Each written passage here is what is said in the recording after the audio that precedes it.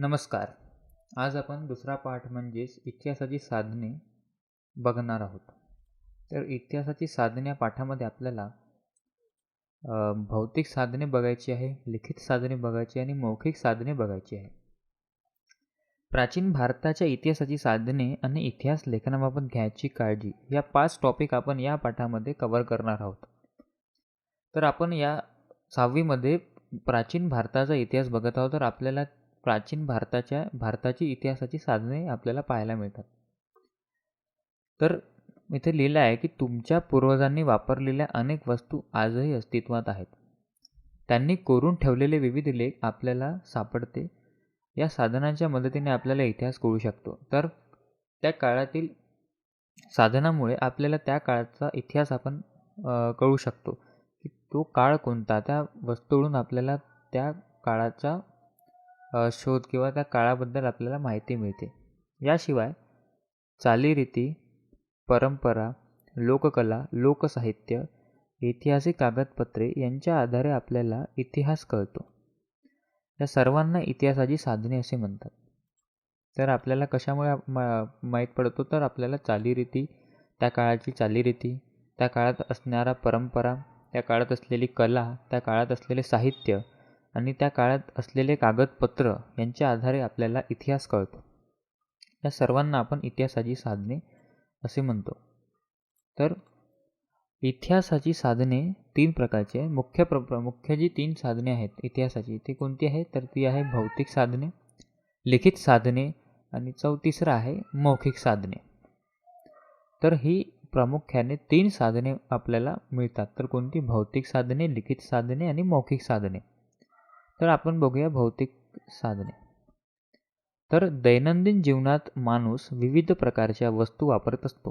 पूर्वीच्या माणसाने वापरलेल्या अनेक वस्तू आज आपल्याला महत्त्वाची माहिती पुरवू शकतात. तर त्या वस्तूमुळे आपल्याला त्या काळातील माहिती मिळू शकते. तर आपल्याला माहिती कोणती मिळू शकते, तर ती वस्तूचा आपण काळ माहीत करू शकतो की ती कोणत्या काळाची आहे. त्या वस्तूबद्दल आपल्याला त्याबद्दलची कला माहीत पडते की ते कोणत्या कलेने म्हणजेच ती कोणत्या कलेने ती बनवलेली आहेत.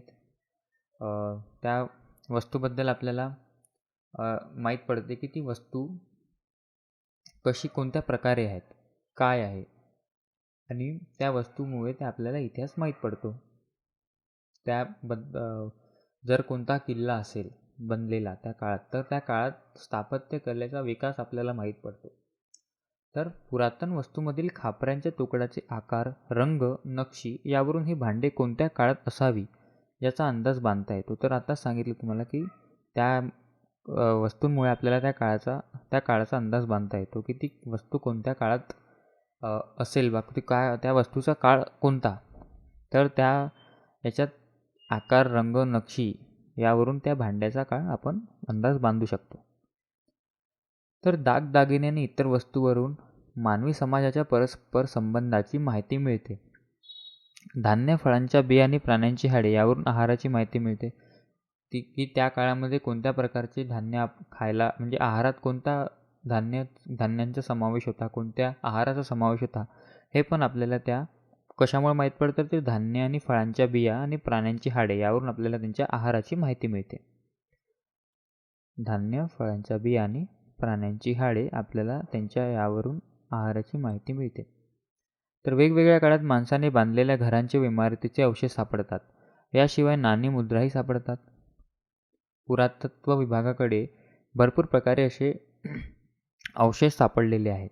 तर ते कोणत्या स्वरूपात असतात, तर ते घरांच्या स्वरूपात, इमारतीच्या स्वरूपात, त्या काळातल्या नाणी आणि मुद्रा यांच्या स्वरूपात पण आपल्याला त्यांची साधने आपल्याला मिळतात. की त्या सर्वांच्या साहाय्याने मानवी व्यवहारांची माहिती मिळते.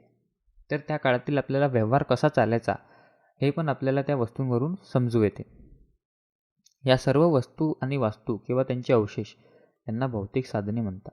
तर ह्या सर्व ज्या वस्तू आहेत, कोणती तर भांडी, इमारती, अवशेष, नाणी, मुद्रा ह्या सगळ्या भौतिक साधनांमध्ये येणारे वस्तू आणि वास्तू आहेत. वास्तू म्हणजेच इमारती आणि त्या काळातले ज्या इमारती होतात, जसं किल्ले, महाराष्ट्रात किल्ले. तर अशा प्रकारे आपण इतिहासाची ही भौतिक साधने आपण म्हणू शकतो. तर तुम्हाला प्रश्न पडला असेल की धान्य आणि फळांच्या बिया कशा काय असतात, तर ते कशा, तर आपण या बॉक्समध्ये आपल्याला दिलं आहे की की धान्याचे कण फार काळ टिकत नाहीत, तर त्यांना कीड लागते आणि त्यांचा भुगा होतो, म्हणजे त्यांचा कचरा होतो, म्हणजे ते पावडर फॉर्ममध्ये होतात.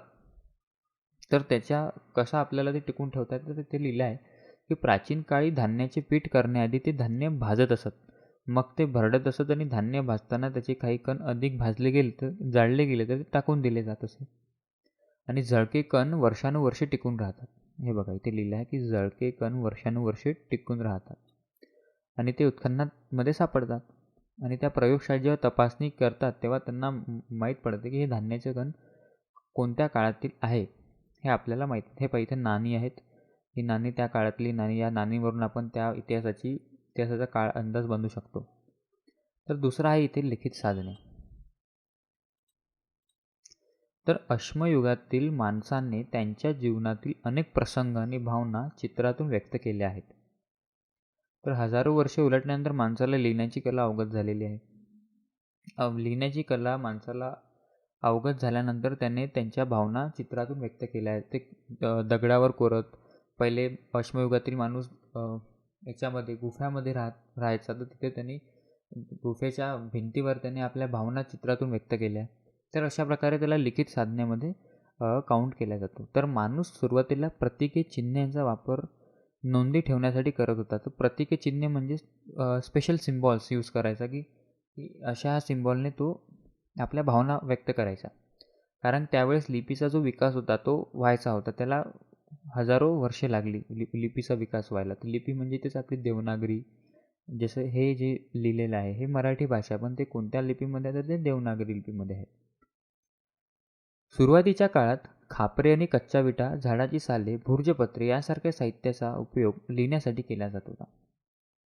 तेव्हा कागद नव्हता, तर ते कशावर लिहायचे, तर सुरुवातीच्या काळामध्ये खापरे, कच्च्या विटा, झाडांच्या साली, भुर्जपत्रे यांसारख्या साहित्याचा लिहिण्यासाठी उपयोग केला जाई.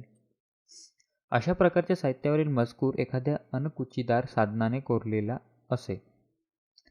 अनुभव व ज्ञान जसं जसे वाढत गेले तसे त्यांनी विविध पद्धतींनी लेखन करण्यास सुरुवात केली.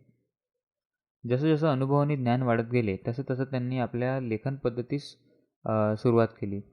कारण लिहिण्याची लिपी तेव्हा विकसित व्हायची होती. नंतर त्यांचं अनुभव आणि ज्ञान जसे वाढत गेले तसं त्यांनी आपल्या लेखनाची पद्धत चेंज केली. त्यांनी अवगत केली, लिहिण्याची सुरुवात केली.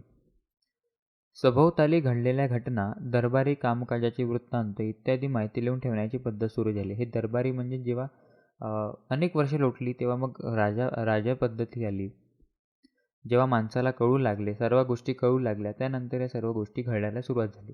तर त्यांनी मग कामकाजाचे जे दरबारी घटना आहेत त्या लिहून ठेवण्याची पद्धत सुरू केली. अनेक राजांनी आपल्या आज्ञा, निवाडे, दानपत्रे दगडावर किंवा तांबडाच्या पत्रावर कोरून ठेवली आहेत. कालांतराने वाङ्मयाचे अनेक प्रकार निर्माण झाले. धार्मिक, सामाजिक स्वरूपाचे ग्रंथे, नाटके, काव्ये, प्रवास वर्णने तसंच शास्त्रीय विषयावरील लेखन या सर्व साहित्यातून त्या त्या काळाचा इतिहास संबंधास मदत होते. तर हे साधनाचा उपयोग काय आहे, तर साधनामुळे या ज्या साधने, इतिहासाची साधने, याच्यावरून आपल्याला फक्त त्या काळातील इतिहास समजू येतो, त्या काळातील विकास आपल्याला समजू येतो की त्या काळामध्ये कोणता असा विकास घडला. आणि त्या साधनावरून आपण एक अंदाज बांधू शकतो की त्या काळामध्ये किती विकास घडत होता. त्यांच्या इमारती, त्यांच्या स्थापत्य कलेवरून त्यांचा विकास समजू येत असायचा. त्यांच्या आपल्याला व्यवहार समजू येतो की त्यांचा व्यवहार कशा स्वरूपाने चालत होता, ते आपल्याला या साधनांवरून कळू शकतो. तर या सर्व साहित्य हे लिखित साधने असे म्हणतात. कशाला, तर ग्रंथे, नाटके, काव्ये, प्रवास वर्णने. तर हे तर नंतरच्या काळात तो मध्ययुगीन झाला. तर अश्मयुगातील जो इतिहास आपल्याला भिंतीवरील कोरीव क्रम, जसं खापरे, कच्च्या विटा इथे लिहिला आहे, झाडाच्या साली, भुर्जपत्रे यांसारख्या साहित्याचा उपयोग लिखित साधनामध्ये व्हायचा. कशामध्ये, प्राचीन म्हणजे अश्मयुगातील जे लोक असायचे ते आपल्या भावना चित्रातून व्यक्त करत होते. आणि त्यांची साधने कोणती, तर खापरे, कच्च्या विटा, झाडांच्या साली, भुर्जपत्रे यांसारख्या साहित्याचा लिहिण्यासाठी उपयोग केला जायचा. तर भूर्जपत्र म्हणजे जे भुर्ज वृक्ष असतो त्या सालीपासून बनवले जाते. जे भुर्जपत्र जे आहे ते भुर्ज वृक्षाच्या सालीपासून बनवले जाते. याला भुर्ज वृक्ष हा काश्मीरमध्ये आढळतो. तर हे लक्षात ठेवायचं आहे की भुर्जपत्र हा भुर्ज वृक्षातून बनवला जातो आणि ते झाड काश्मीरमध्ये आढळतो. हे आहे भुर्ज वृक्ष, हे असं दिसते चित्रामध्ये. शिलालेख म्हणजे दगडावर कोरलेला लेख. हा दगड आहे, याच्यावर त्या काळातील लोकांनी आपल्या भावना चित्रित केल्या. हे ताम्रपट म्हणजे तांब्याचं असतं हे. त्याच्यावर सुविदार म्हणजे ते लिहिलं ना, अणकुचीदार साधने म्हणजे टोकदार साधनांनी हे याच्यावर लिहिल्या जात होत्या. इथे लिहिल्या मंदिराच्या भिंती, लेण्यांच्या भिंती, शिळा, ताम्रपट, भांडी, कच्च्या विटा, ताडपत्रे, भूर्जपत्रे इत्यादीवर कोरलेल्या लेखांचा समावेश लिखित साधनांमध्ये होतो. तर या गोष्टींचा समावेश पण लिखित साधनामध्ये होतो. लोकसाहित्याचे प्रकार त्यात समावेश होतो. कशामध्ये? तर हे मौखिक साधनेतून सुरुवात होते. तर तिसरं आहे मौखिक साधने. ओव्या, लोकगीते, लोककथा यांसारखे साहित्य लिहून ठेवलेले नसते. मौखिक साधने म्हणजे ह्या गोष्टी लिहिलेल्या नाही आहेत. ते तोंडाने म्हणत जशा आपण म्हणतो वेद, जे 4 वेद आहेत हिंदू स्क्रिप्चर्समध्ये, ते 4 वेद जे आहेत ते लिहून ठेवलेले नव्हते. ते मौखिक आहे. ते पिढ्यानं पिढ्या जपून ठेवलेले आहेत, पाठ करून जे दुसऱ्यांना मौखिक स्वरूपाने सांगून, त्यांचे अध्ययन करून, पाठांतर करून ते जपत आलेले आहेत. ते कुठे लिहिलेले नाही आहेत. त्यांना मौखिक साधने म्हणतो.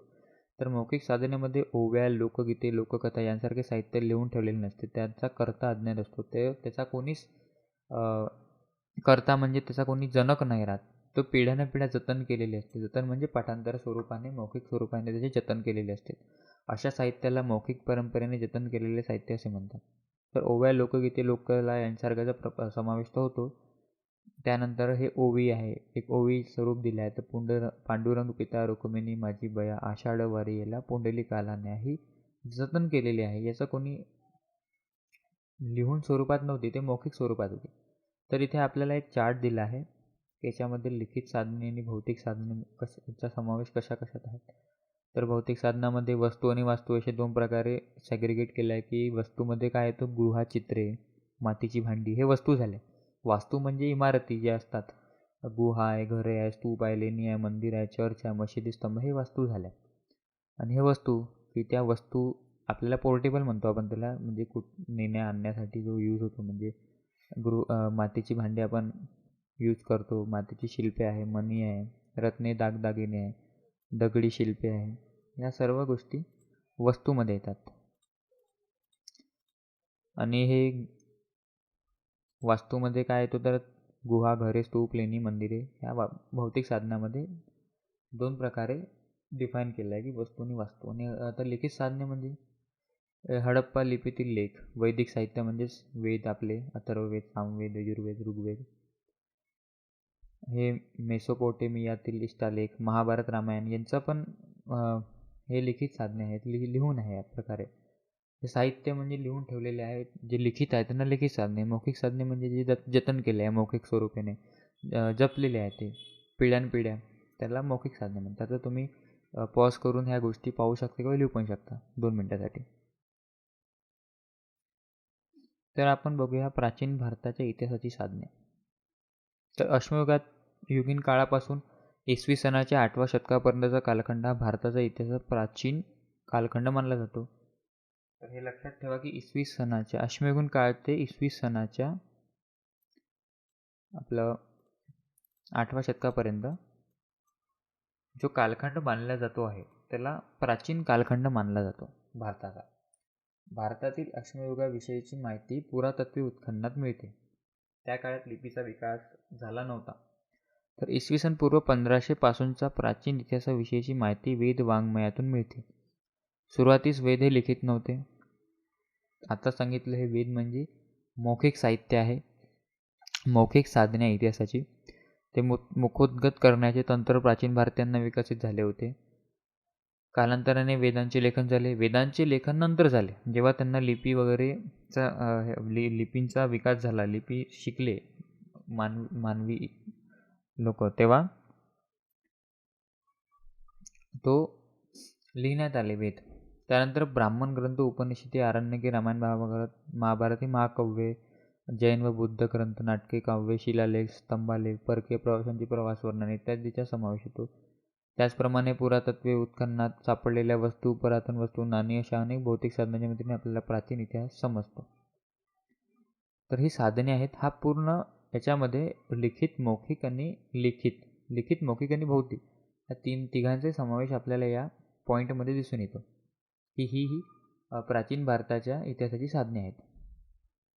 नंतर आपल्याला इतिहास लेखनाबाबत घ्यायची कोणती काळजी असते. इतिहास असा कोणी पण लिहू शकत नाही. तर इतिहास साधनांचा वापर करताना काळजी कोणती घ्यावी लागते की एखादा लिखित पुरावा केवळ जुना आहे म्हणून तो विश्वासाचा आहे असे नाही. कोणताही जुना पुरावा म्हणजे कोणती जुनी साधने म्हणजे लिखित असो किंवा भौतिक असो हे म्हणजे विश्वासार्ह आहे की त्याच्यावर विश्वास ठेवला पाहिजे असे नाही. त्याच्याबद्दल आपल्याला काही पॅरामीटर्स असतात, म्हणजे काही गोष्टीचा विचार करावा लागतो, तेव्हा कुठे आपण त्याच्यावर विश्वास करू शकतो की म्हणजे तो मजकूर कोणी लिहिला आहे, का लिहिला आहे, केव्हा लिहिला आहे आणि त्याची छाननी करावी लागते. म्हणजेच त्याच्यावर रिसर्च करावा लागतो, अनुसंधान करावं लागतो, तेव्हा कुठे तो आपल्याला एक म्हणजे त्याला आपण पुरावा म्हणू शकतो की हा म्हणजे जुना आहे, म्हणजे इतिहासाचा एक पार्ट असेल का. तो विश्वासू ठरल्यावरच म्हणजे विश्वासार्ह म्हणजेच खरा ठरलेल्या त्या साधनाच्या आधारे आपल्याला एक निष्कर्ष पडताळून पाहावे लागतो की इतिहास लेखनात या चिकित्सेला फार महत्त्व असते की त्याची संपूर्ण अनुसंधान म्हणजे रिसर्च केल्याबद्दल कोणत्याही साधनाचे एखादी रिसर्च केल्यावरच आपण त्याला इतिहास असा लिहू शकतो. असा आपण इतिहास लिहू शकत नाही. तर हे सर्व इतिहास लेखनाबाबत घ्यायची काळजी असते. तर आपण बघितले आहे की भौतिक साधने म्हणजे काय, लिखित साधने म्हणजे काय आणि मौखिक साधने म्हणजे काय. भौतिक साधनेमध्ये वस्तू किंवा वास्तू येतात. वस्तू म्हणजेच मातीची भांडी, दागदागिने ह्या गोष्टी भौतिक साधने आहे. भौतिक साधनामध्ये वास्तू पण येतात. वास्तू म्हणजेच इमारती, किल्ले ह्या गोष्टी वास्तू झाल्या, त्या भौतिक साधनामध्ये येतात. मग येतात लिखित साधने. लिखित साधने म्हणजेच ताम्रपट, शिलालेख, भूर्जपत्रे. आत्ताच आपण बघितले भूर्जपत्रे म्हणजे ही लिखित साधने आहेत, ज्या लिहून जेव्हा मानवी जीवनाला त्या काळात लिपीची अवगत झाली, त्यानंतर त्याने लिहून काही गोष्टी कोरून त्यांनी आपल्या भावना व्यक्त केल्या. अश्मयुगीन काळामध्ये त्यांनी चित्रित स्वरूपात त्यांनी आपल्या भावना व्यक्त केल्या. त्याला तेव्हा लिपीचा विकास झाला नव्हता, त्यामुळे त्यांनी आपल्या भावना ह्या चित्रित म्हणजे दगडावर कोरून भिंतींवर कोरून ठेवलेले होते, त्याला लिखित साधने म्हणतो. मौखिक साधने म्हणजेच जे जतन केले आहे, जे लिहून ठेवले नव्हते, ते परंपरेने पिढ्यानपिढ्या जतन करत आलेले असे साधने म्हणजे मौखिक साधने. मौखिक साधनामध्ये वेद येतात, साहित्य येतात, लोकसाहित्य येतात, ओव्या येतात. या सर्व गोष्टी मौखिक साधनेमध्ये